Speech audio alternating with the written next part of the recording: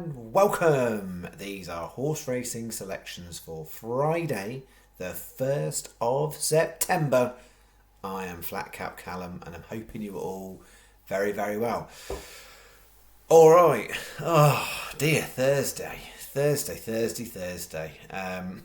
get to Friday in a second, but Friday will be a £20 day for bets. That's what we've got for Friday. But Thursday, my word, got absolutely nailed in the afternoon. So 7 duds in Ireland and 1 at Chelmsford. So that was no good. They went on to Newcastle, had 13 horses, 4 framed for everybody. That was about par, right? So if you think that was 5 races, each race had 13 selections. I had 13 selections over those 5 races. Therefore, statistically, getting 4 out of 13 framed was average. So that was 31%. So that was average. Sky Bet on the other hand, so the channel stats will show, and anyone on Sky Bet, we actually had 8 out of 13 frames. So that's better. Basically, that's a lot better. So statistically speaking, I think there was 62% of them framed in the top 5. Where if you were on average for the top 5, be 38%. So if you stayed with me on that one, most time I don't go near this complicated maths, but for some they might appreciate and understand it. But yes, you had a 31% chance taking 13 horses in those 5 races, and I got 31% of my horses placed. But then if you actually roll it down for 5 places, you had a 38% chance. What am I trying to say? I got 5 selections placed, and then it would be a 38% chance of getting in the top 5. That is what I'm trying to say. But in actual fact, that was 62% of my horses got in the top 5. So 4 was par, 5 was really, really good. Sky paid 5. No one else did. So Sky got the money back. Everyone else got an absolute hammering, including me betting and all sorts of other bookmakers. Really, really frustrating one. It sort of sums up August, really. August, there's been so many days in August where Sky Bet's counted.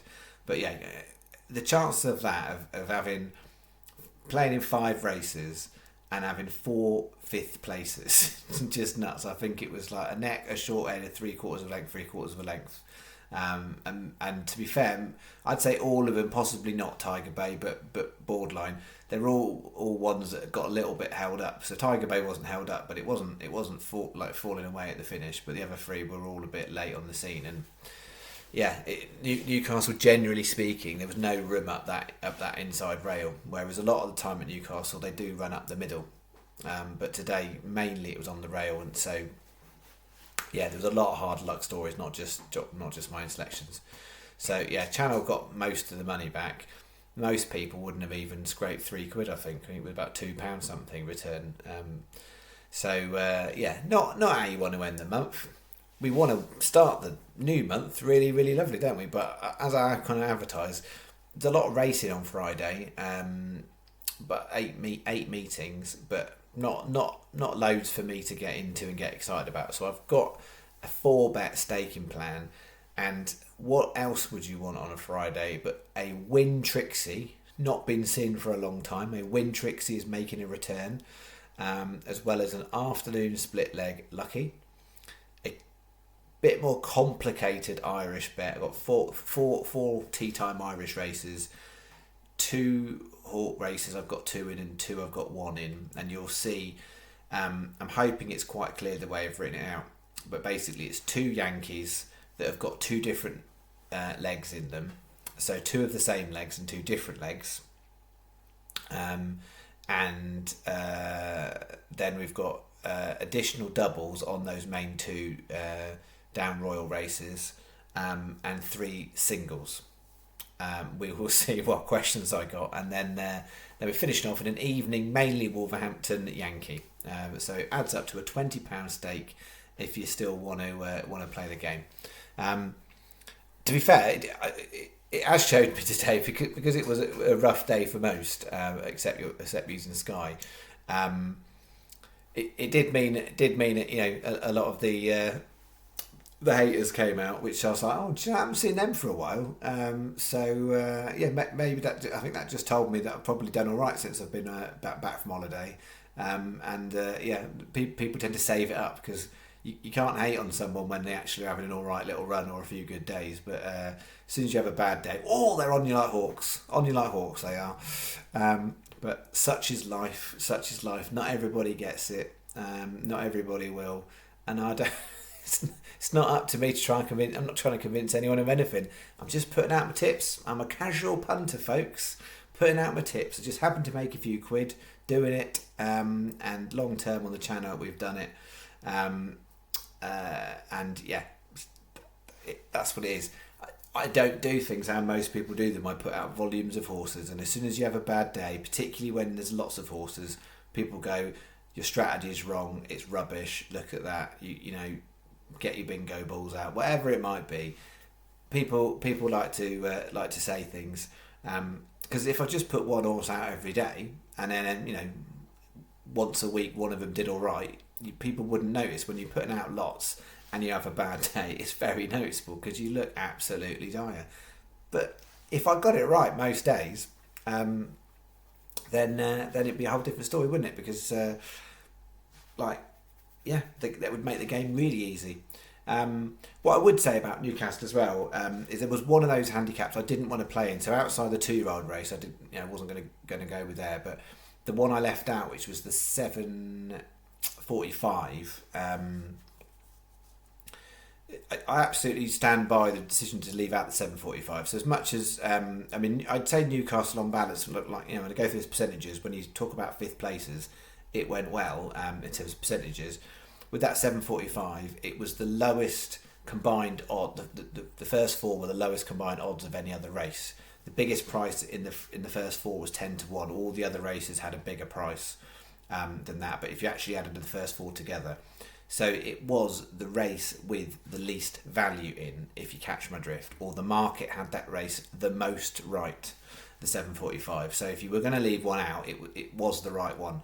And some people would just be like, you just waffling on, maybe I am just waffling on. But the stuff I don't always talk about on here is you got to find the right opportunities for the right races to have a go in. But there is also, as I always will say, there are races that I walk past. So I didn't like that 7:45. It wasn't, so it's not about just punting a couple of horses in every race. Those Newcastle races, all of those races were wide open. They were pretty tight finishes, most of them. But also the betting market had them pretty wide open. So a lot of people aren't even going to go near them because they'll say that the market's not in your favour. You've got to find the right ones, and I was nearly on them. But yeah, that combination double that was a bit of a pain, wasn't it? Like, because it was the 6:45 I struck out. So of my 13 selections, 3 of them were in the 6:45. So if you actually took them out, I think eight out of 10 hit the first 5 of the outside the 6:45. That was all right. That was, but had I done the 5:45 and the 7:15, or was it 5:45? No, 6:15. 6:45. No, I don't. What is it? The 7:15. 7:15. Had I done the 7:15 with the 5:45? That was what I'm trying to say. Oh, dearie me! I've got my numbers all over the chip shop. Let's hope the selections are better, because clearly I'm demonstrating I know my maths tonight. But yeah, these things happen. I haven't got my bits of paper, I should say. I haven't got my bits of paper. And the reason I haven't got the bits of paper is I said goodnight to everybody else in the house and then realised that my paper and my Sharpies were in a room where there were sleeping people. I mean, I'm saying, it's not it sound like I've got like a harem. Like, Mrs. FC was asleep and I didn't want to disturb her. So, I didn't want to go in and get the pens and Sharpies. So some will be rejoicing because all of the selections today are all going to be in the comments after I've uploaded the video.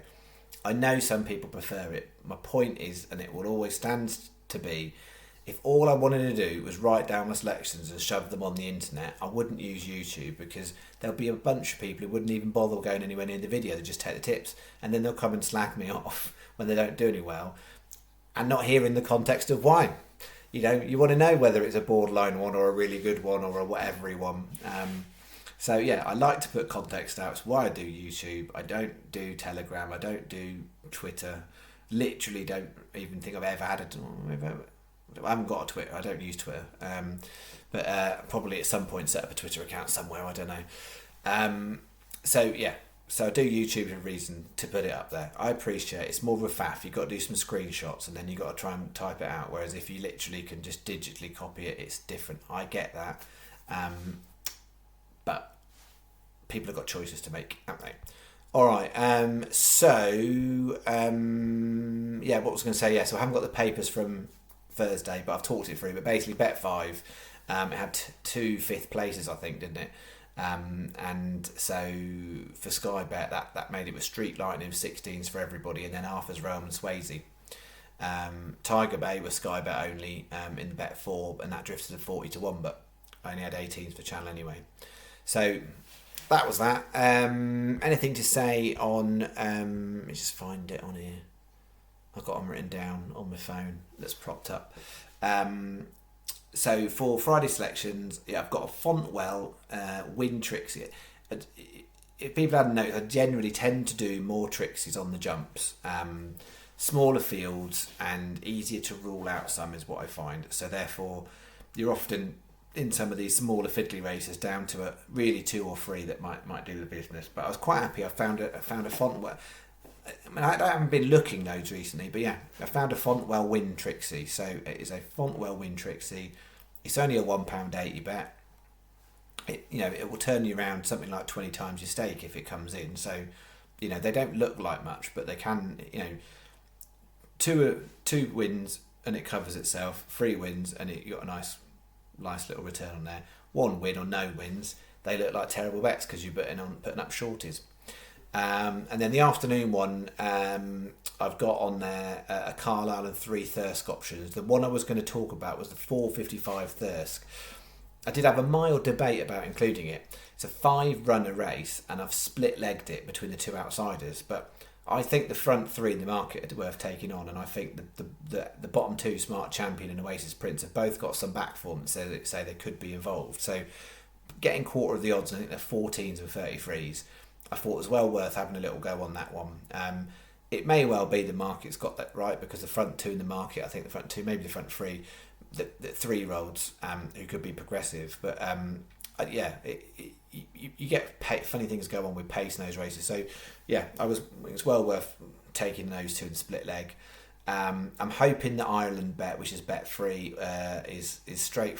Well, it's not straightforward. I know it's not straightforward, but what I've basically done is, yeah, you'll see there's Yankee A and Yankee B. So there's 4 horses that have got an A next to them. 4 horses have got a B next to them. 2 of them are the same in the same bets.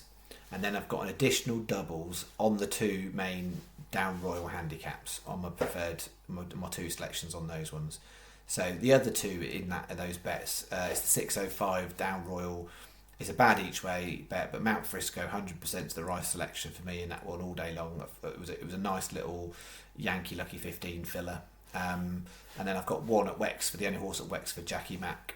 Is sort of my other hope that is a bit of a fill, but we'll see. And then Bet 4, yeah, we're getting the dregs when I've got 3 at Wolverhampton and 1 at Foss Lass, but there's a bit of value in all of it, and it was worth doing it as a Yankee. So that's the plan. Word on the golf, Nacho Elvira, he's put in a lovely first round. It's really, really tight at the top there. I think it's about 6 of them in a 7 under par share with the lead, including Fitzpatrick. Matthew, that is, was favourite for the tournament beforehand because he's the class player in the field. So we'll see how we get on. Adrian House is 1 shot out the placings, I think, and then Parator is 3 shots out the placings. Rosner's 1 shot behind him, so it's only really Van Todder who had an awful round. So we've got 4 out of 5 still in the running, I would say. So we'll see if we can get those 4 to make the cut at least after Friday's golf, and then we'll see where we're at for the weekend. But yeah, I was really pleased with Elvira's round. And if you were asking, no, I don't do first round leader bets on the golf very often. I think I've done one on the channel ever. But yes, no, I didn't do any first round leader bets, so no, I didn't have him, and it would have been about 150 to 1, I should think. So that's that. So I will, what we're saying, tips to competition. So tips to competition is back on Saturday. So I will do my best to get the video uploaded in a timely fashion. Key things, key learns from last week. And bear in mind, if you've already played once before, you just can carry on playing. If you've never played, you can join at any point. It's the way it works. I mean, unless we, at some point we'll hit a week when there's a really big price winner and someone will be on it, and that will probably put them top of the leaderboard. But at the moment, it's all pretty tight. So I've just got here my list. Robin at £14, Scott Harvey at £13.40, Kevin Mark at £12.80, Ed Trainer at £10.80, Val and Susan at £9.60, Stephen Taylor at £9, Ian Todd at £8, Shane at Walter, that is, at £7.40, Matthew Thorpe £6.50. There was about 6 voided ones that would have been in that top 10 had they not been voided. So key learns are 2 o'clock is the cut-off. If you post it after 2 o'clock, I will void your entry, and I will remind you all of this on Saturday. Void entry past 2 o'clock. Maximum 3 selections. You can select 1, 2 or 3 horses. Any more than that, void. Third thing to remind you of, it is ITV races only. I'll put it in the blurb when I post it on the comments, but it is ITV racing only. So the only races you can use are the ones on ITV racing.